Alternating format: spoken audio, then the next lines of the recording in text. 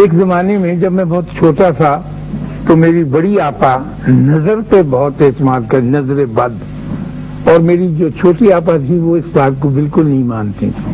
بہت سے گھرانوں میں نظر کو بڑی اہمیت دی جاتی ہے۔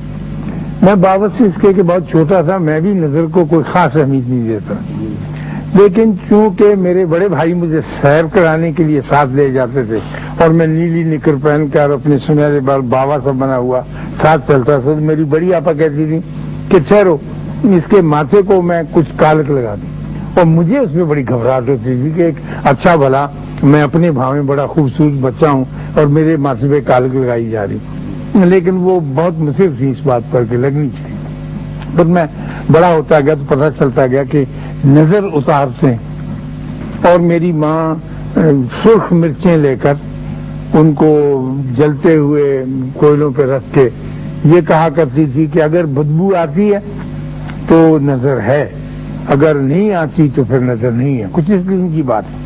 تو ہم میرے والد اور ہم سب بھائی اس پہ بہت ہنسا کرتے تھے کہ یہ کیا فضول بات ہے، نظر ایسی کوئی چیز نہیں ہوتی۔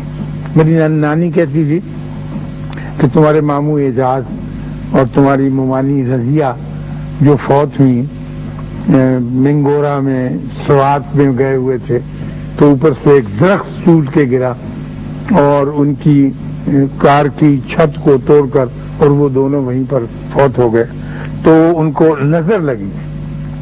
میری ماں بتایا کرتی تھی کہ ہم نے ماں کو ایسے ہی بتایا، درخت نہیں گرا تھا، سڑک کنارے ایک وہ تھا بلڈوزر جس کا وہ چمچا ہوتا ہے نا جو مٹی اٹھاتا ہے، اوپر اٹھا ہوا تھا، اور اینڈ جب موٹر اس کے نیچے سے گزری ہے تو اللہ جانے کیا ہوا ہے، ایسی سنکرونائز کہ وہ اوپر سے گرا ہے اور اس نے تہس نہس کر دیا ساری موٹر کو، اور میرے ماموں ممانی فوت ہو گئے۔ ایسی بہت سی کہانیاں زندگی میں چلتی رہتی ہیں، آپ نے بھی سنی ہوں گی، میں نے بھی سنی، لیکن ہم تعلیم کی وجہ سے اس پہ کچھ زیادہ اعتماد نہیں کرتے تھے، تاکہ ایسا وقت میری اپنی زندگی میں آیا اور میں بری طرح سے نظرایا گیا۔ میں بڑا ہو چکا تھا، پڑھ لکھ چکا تھا، یونیورسٹی سے فارغ ہو چکا تھا، اور پھر میرے اوپر اتنا بار، اتنا بوجھ پڑا کہ میں نے گھبرا کر اس بات کا اعلان کیا سر جھکا کے کہ واقعی نظر کوئی چیز ہے، اور نظر لگانے والا بڑے اہتمام کے ساتھ پلان کر کے نظر لگاتا ہے، یہ نہیں کہ اتفاق سے لگے، جیسے کہہ دیتے ہیں گھروں میں کہ اپنے رشتے داروں کی عزیزوں کی بھی نظر لگ گئی، وہ کچھ ایسی بات ٹھیک نہیں ہوتی۔ نظر لگانے والا اندر سے بڑا کینہ پرور ہوتا ہے اور بے ایمان ہوتا ہے، اور وہ نظر لگاتا ہے۔ ہم سن 50-52 کے قریب پہلی مرتبہ مشرقی پاکستان گئے، ہم کچھ عجیب رائٹر تھے دیکھنے کے لیے، اپنے بھائیوں سے ملنے کے لیے، تو 4-5 دن جو وہاں گزارے، اور پہلی مرتبہ ہم نے جی بھر کے کیلے کھائے، اس زمانے میں یہاں ہمارے کیلا نہیں ہے کہاں ہوتا تھا، بلکہ ہوتا ہی ہے، تو وہ ہم بہت خوش ہوئے۔ اور جب ہمارا پلان ختم ہوا وہاں سے لوٹنے کا تو ہمارا جی نہیں چاہتا تھا وہاں سے آنے کو، کہ وہ ایسی محبت والے لوگ تھے اور وہ بھی نہیں چاہتے تھے کہ ہم آئے، اور ٹکٹیں ہماری ایسی بنی ہوئی تھی کہ ہمیں جہاز پکڑ کے وہاں آنا ضرور لازمی۔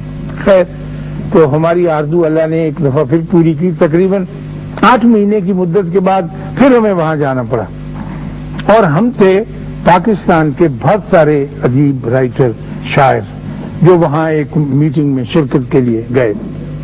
اب جب اتنا بڑا گروہ تھا اور ہمارا اتنا پیارا ملک تھا جسے ہم ایک اعتبار سے پہلی مرتبہ دیکھ رہے تھے، تو وہ ہمارے دلوں کے اور قریب ہو رہا تھا۔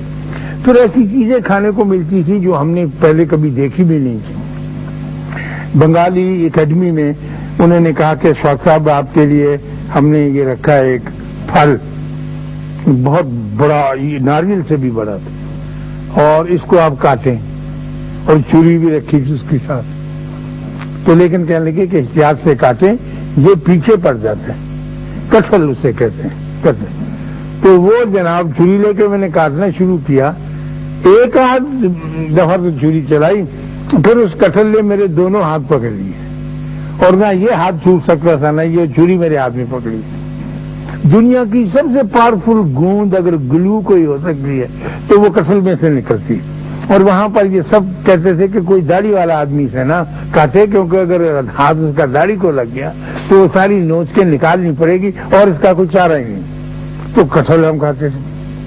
میں نے آ کے اپنے استاد صوفی غلام مصطفیٰ رسم سے کہا، میں نے کہا جی میں ہوٹل سے نیچے گیا تھا اور آپ کے لیے یہ انناس لائے. انناس کو دھاگا باندھا ہوا تھا، 2 انناس لٹک رہے تھے. اور میں نے کہا سر یہ کہنے لگے تو کیوں لے آیا اس کو؟ میں نے کہا صاحب یہاں آئے ہیں تو انناس تو کھائیں گے. کہنے لگے کتنے کے؟ میں نے کہا جی 1 روپیہ 10 آنے کے 2 انناس. تو غصے میں آ کے کہنے لگے اسے کاٹے گا تیرا باپ، ہم کو تو پتہ ہی نہیں کہ کیسے کاٹے. میں نے کہا جی وہ بھی میں ان سے سائی لگا کے آیا ہوں. نیچے وہ جو ہے ہوٹل میں کام کرنے والا لڑکا ابھی آتا ہے اوپر اور 2 وہ لا رہا ہے 4. تو کہنے لگے برباد ہو جائیں گے. میں نے کہا جی ہم اسے رکھیں گے فریج میں اور شوق سے کھائیں گے، ایسا موقع کہاں ملتا.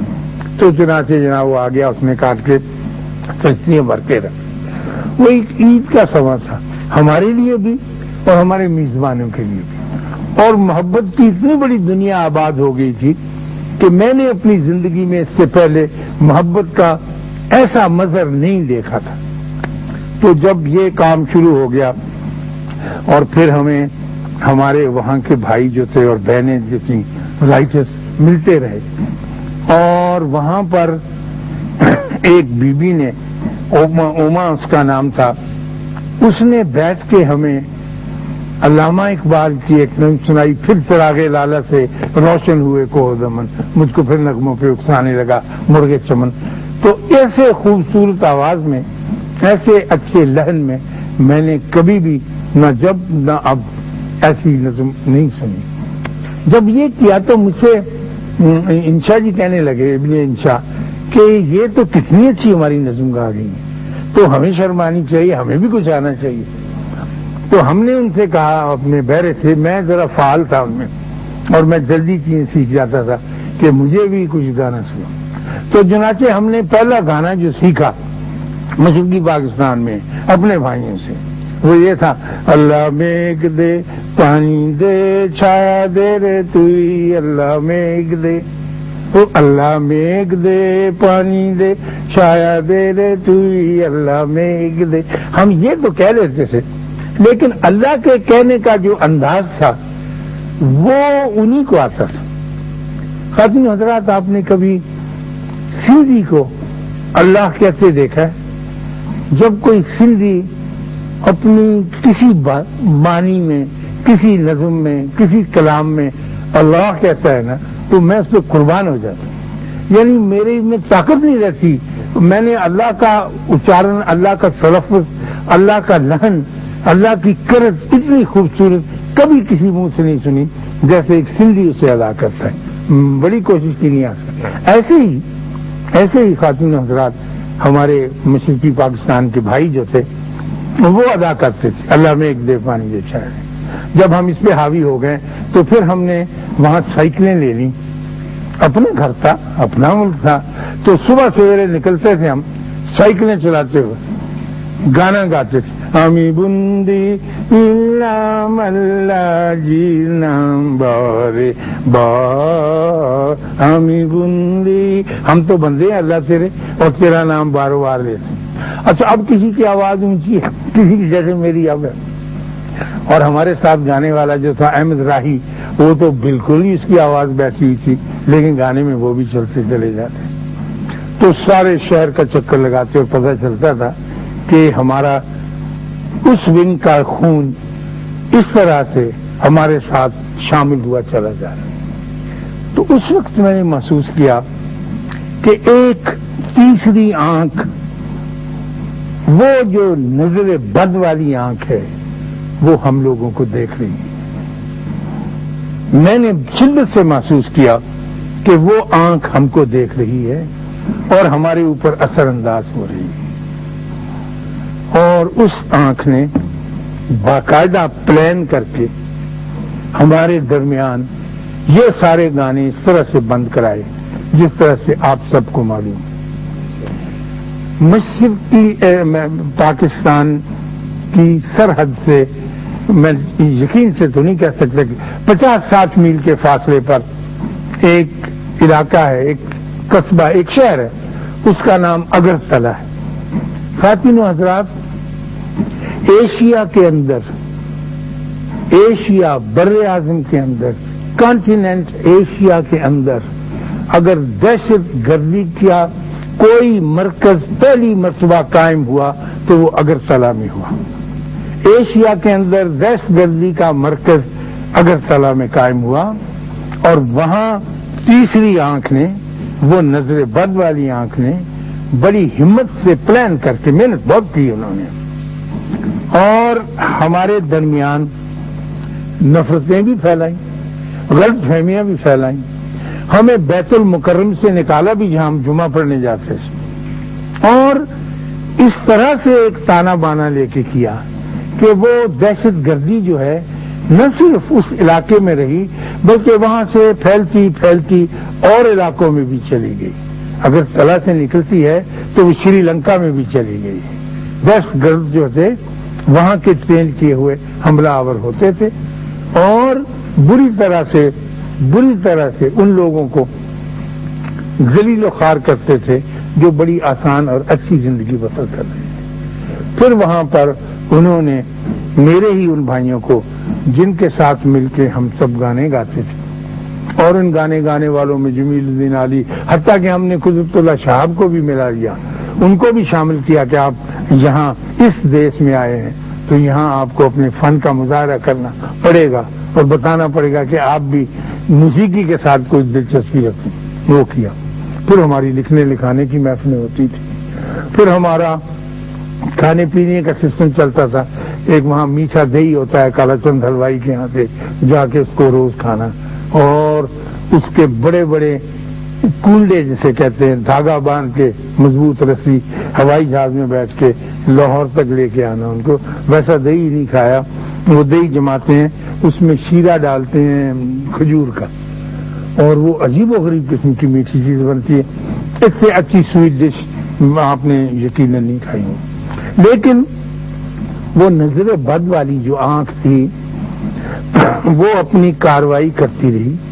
انہوں نے وہیں سے ہمارے دوستوں کو، ہمارے جاننے والوں کو، ہماری جان و جگر کو لیا اور ان کو مکتی باہنی کا نام دے کر ایک ٹریننگ شروع کی، جس میں انڈین فورسز کے آدمی بھی تھے اور انہوں نے بھی مکتی باہنی کی وردیاں پہن لی۔ خوف اس تیسری آنکھ کو یہ تھا کہ اگر ان کے درمیان ایسی محبت اور یگانگت بڑھتی رہی اور یہ ایک دوسرے کے اس شدت کے ساتھ قریب آتے رہے، اور دین کا رشتہ تو تھا ہی تھا، اب یہ اور طرح کی باتیں بھی جو ہیں، عام کلچرل باتیں، اس میں بھی ایک دوسرے کے ساتھ گھس گئے، تو پھر ہمیں انہیں ایک دوسرے سے علیحدہ کرنا، جسے ہم پنجابی نکھیڑنا کہتے ہیں، بڑا مشکل ہو جائے گا۔ چنانچہ انہوں نے پلان کر کے اور دنیا کے دوسرے، مہربانی شکریہ، ملکوں کو ساتھ ملا کے یہ پروگرام بنایا کہ کسی نہ کسی طرح سے اس رشتے کو توڑ دیا جائے، اور اس کے لیے واقعی انہوں نے بڑی محنت بھی کی، کام بھی کیا، اور ایک بہت کمال کا کام انہوں نے کیا کہ ہم کو ہماری نگاہوں میں پامال بھی کر دیا، ہمیں اپنی ہی نگاہوں میں شرمندہ بھی کر دیا، سارا الزام، سارا بوجھ اٹھا کر ہمارے اوپر رکھ دیا، اور آپ سارا بوجھ ابھی تک اٹھا کے پھرتے ہیں۔ آپس میں جب بیٹھتے ہیں تو آپ یقیناً ایسی ہی باتیں کرتے ہیں، یہ ان کا بہت بڑا کمال ہے، اور اس شرمندگی نے کس طرح سے آپ کے اوپر اثر ڈالا ہے اور آپ کی نفسیات پہ ڈالا ہے، یہ وہ لوگ بڑی اچھی طرح سے جانتے ہیں۔ لیکن یہ لوگ نہیں جانتے، نہ ایشیا کے لوگ نہ پاکستان کے، صرف ہندوستان کے جانتے ہیں کہ جو مرکز دہشت گردی کا پہلا اڈا قائم ہوا وہ کہاں قائم ہوا اور جہاں سے اس کی شاخیں پھوٹی۔ چنانچہ جب آپ دہشت گردی کا نام لیتے ہیں اور دہشت گردی کی بات کرتے ہیں تو ہمارے ایشیا میں ایک ہی مقام تھا جہاں سے یہ سوتا پھوٹا، اور جس طرح سے ببل کر کے پانی، یہ پیٹرول نکلتا ہے، اس طرح سے یہ نکلا اور اب تک پھیلتا چلا جا رہا ہے۔ اور حیرانی کی بات یہ ہے، اب یہ اللہ کے کام ہے، یہ سمجھ میں نہیں آتی بات، اور اس کے اوپر آدمی حاوی نہیں ہو سکتا کہ ایسا کیوں ہے؟ حیرانی کی بات یہ ہے کہ ہم جو مظلوم و مقہور ہیں، جن کے اوپر ظلم کیا گیا، خواتین و حضرات، ساری دنیا میں پورا کرۂ ارض، سارے گلوب میں پاکستان واحد ملک ہے جو دہشت گردی کا شکار ہوا، اور جس کا ایک حصہ دہشت گردی کے زور پر اس سے جدا کیا گیا. اور وہ نظر بد جس کا میں نے آپ سے پہلے کیا تھا، وہ یوں ہی نہیں لگ جاتی، اس کے لیے خاص پروگرام پلان کرنا پڑتا ہے. اور ہمارے وہ گیت سارے جو اتنے مجتمع ہو کر کبھی ہم بے سرے ہوتے تھے، کبھی سر میں آتے تھے، اور محبت میں ایک دوسرے کے ساتھ جفیاں ڈال کے ہم گاتے رہتے تھے، ان سے ملتے تھے، وہ سارے کے سارے مجموعے بندھورے بندھورے بندھو محبت کرنے والے بندھو رنگیلا رنگیلا رنگیلا رے بندھو رے تمی ہو চাঁদ রে বন্ধু আমি গাঙ্গের পানি জোয়ারে ভাটাতে হইবে নিতই জানা জানি রে বন্ধু নিতই জানা. کیا بتاؤں، یعنی گاتے ہم ایسے ہی تھے، ایسے ہی سانس ٹوٹتی، لیکن ہماری لے میں، سر میں، روح کے اندر ایک عجیب طرح کا استعمال ہے. اب لوگ چلے پھرتے اور ابلاغ کا ایسا زور ہے کہ بہت سے لوگ میرے ملک کے سچ مچ یہ ماننے لگے ہیں کہ شاید پاکستانی جو ہیں یہ بھی دہشت گرد. ہم کو اتنا باور کرایا گیا ہے، اتنا بتایا جاتا ہے، ہر روز کیا جاتا ہے، اور ہم شرمندگی کی آنکھوں پہ اپنی لجاجت کا ہاتھ رکھ کر گھروں میں داخل ہوتے ہیں اور باہر نکلتے ہیں. یہ کیسے ہو اور کس طرح سے ہو، اور پھر کون سا ایسا گانا اور ترانہ گایا جائے کہ ہم کو اس بات کا احساس نہ رہے ہم ایک پوری بڑی قوم ہیں اور بڑی زندہ قوم ہیں، اور ہم نیوکلیئر پاور ہیں، کچھ ایسے کمتر قسم کے لوگ نہیں ہیں. تو یہ کیسے کریں؟ کس بابے کو میں اب جا کر ملوں کہ یہ شکوک و شبہات میرے ملک کے بندوں کے دلوں سے نکل جائے اور ہمیشہ ہمیشہ کے لیے نکل جائے؟ تو مجھے ہالینڈ میں ایک ملے ہمارے دوست انڈین فرینڈ. میں نے کہا وہ جو ظلم تو تم نے کیا اور بڑی کمال چالاکی کے ساتھ اور بڑی ہنرمندی کے ساتھ کیا، لیکن یہ فن تم نے کس طرح سے ہماری اجتماعی زندگیوں پر اپلائی کیا کہ ہم خود کو چور سمجھنے لگے اور ہم خود کو ذمہ دار سمجھنے لگے. کہنے لگے بس یہ کمال اگر ہم آپ کو بتا دیں گے تو پھر ہمارے پاس کیا راز رہ جائے گا. ہم اب بھی کوشش کریں گے اور کرتے رہیں گے، اور جب تک ہم زندہ ہیں ہم آپ کو فلرش نہیں کرنے دیں گے. اس نے کہا یہ ہمارا منتہا مقصود ہے. اور اس نے مجھ سے کہا، کہنے لگا کہ اگر پاکستان جغرافیائی طور پر ہندوستان سے دور ہوتا، انڈونیشیا کے قریب ہوتا، تو پھر ساری دنیا اس ملک کو دیکھتی اور اس کی ترقی کی منزلیں طے کرتے ہوئے بھی.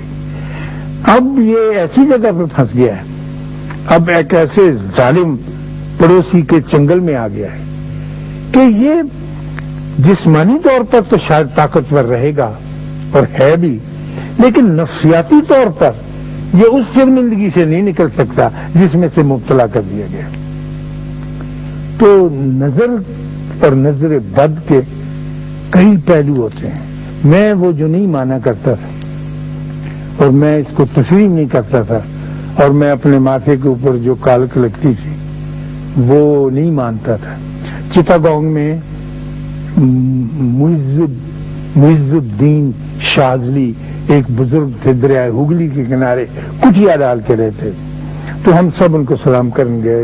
ایک بزرگ بابا، اس زمانے میں میں نہیں مانتا تھا ان بزرگوں کو، جنگ سے 30 سال کی عمر میں کب مانتا ہے آدمی، لیکن ہم سارے گئے. وہ ملے بڑی محبت سے، سوکھے دبلے سے تھے، تنکوں کی ان کی وہ تھی جھونپڑی، اس کے اوپر پتے بڑے بڑے شپلا کے لگائے ہوئے تھے، بیٹھے تھے. خوبصورت ان کا انداز تھا اور روحانی طاقت ان میں ظاہر نظر. باتیں کرتے رہے ہم سے. دین کی، ایمان کی اور یکجہتی کی۔ تو جب ہم جانے لگے تو انہوں نے اپنی انگلی سے ہمارے ماتھے کے اوپر ایسے کچھ لکھا، تو اب ہم مانتے تو نہیں تھے اس بات کو، لیکن ایک بزرگ ہے وہ اپنی محبت سے ایسا کر رہے ہیں تو ہم کیسے انکار کر سکتے تھے۔ چنانچہ لکھا، ابن انشا نے کہا کہ میں نہیں لکھواتا، میں ان باتوں تو ایک طرف ہو گئے۔ جمیلی علی نے کہا ٹھیک ہے میں نے لکھوا تو لیا لیکن میں مانتا نہیں، ایک کو سیدھے چلے دیا۔ میں نے کہا نہیں سر میں تو لکھوا بھی لوں گا اور آج کے مان بھی لوں گا، چلیے ابتدائی سے ہی میری تو میری ابتدا تو میرے اس بنگالی بابا سے مشرقی پاکستان کے بزرگ سے ہوئی۔ ہاں جی بالکل، اور بڑی برکت میں سمجھتا ہوں ان کی۔ پھر بھی جب جاتے رہے تو ان کی خدمت، بلکہ میں نے، ہم چٹا گاؤں میں تھے تو میں نے فیض صاحب سے کہا، وہ تھے وہاں ٹھہرے ہوئے، تو کہنے لگے تمہیں میں آئس کریم منگا کے کھلاؤں؟ فیض صاحب، میں نے کہا ہاں جی ضرور۔ کہنے لگے دنیا میں اس سے مزیدار آئس کریم آپ کو کوئی نہیں ملے گی، اگلو کوئی جگہ نام تھا ٹریڈ مارک، آئس کریم منگا کے۔ تو میری بیوی نے کھاتے ہوئے کہا کہ فیض صاحب دودھ دہی تو ہمارے ملک میں ہوتا، پنجاب تو ہے، تو یہ اتنی مزیدار آئس کریم یہاں کیسے؟ آپ کہنے لگے سارا دودھ دہی تو تم کھا جاتے ہو کنڈے کر کے، تو آئس کریم کدھر سے بنے؟ یہ باتیں کرتے رہے۔ تو میں نے کہا سر آپ کی بہت مہربانی، آپ نے اب میں آپ کو ایک بابے سے ملاؤں، تو چل پڑے بڑی محبت کے ساتھ۔ کہنے لگے چلیے ہم اس سے ضرور ملیں گے، ان کو لے کے ہم ان سے گئے، ملائے باتیں۔ ایک عجیب، میں اب جب زندگی کے اس حصے میں داخل ہو چکا ہوں اور میں اپنے گھر کو، اپنے اس وطن کو یاد کرتا ہوں اور میں پیچھے جا کے دیکھتا ہوں تو میں یہ سوچتا ہوں کہ جتنا بڑا ظلم ہماری ذات پر ہوا ہے میرے خیال میں کرۂ ارض کی کسی قوم پر نہیں ہوا، اور پھر جو چور ہے وہ چتر بھی بن گیا ہے اور اس نے ہم کو ایسے بھی کہنا شروع کر دیا۔ میری دعا ہے کہ اللہ ہم سب کو آسانیاں عطا فرمائے اور آسانیاں تقسیم کرنے کا شرف عطا فرمائے۔ اللہ حافظ۔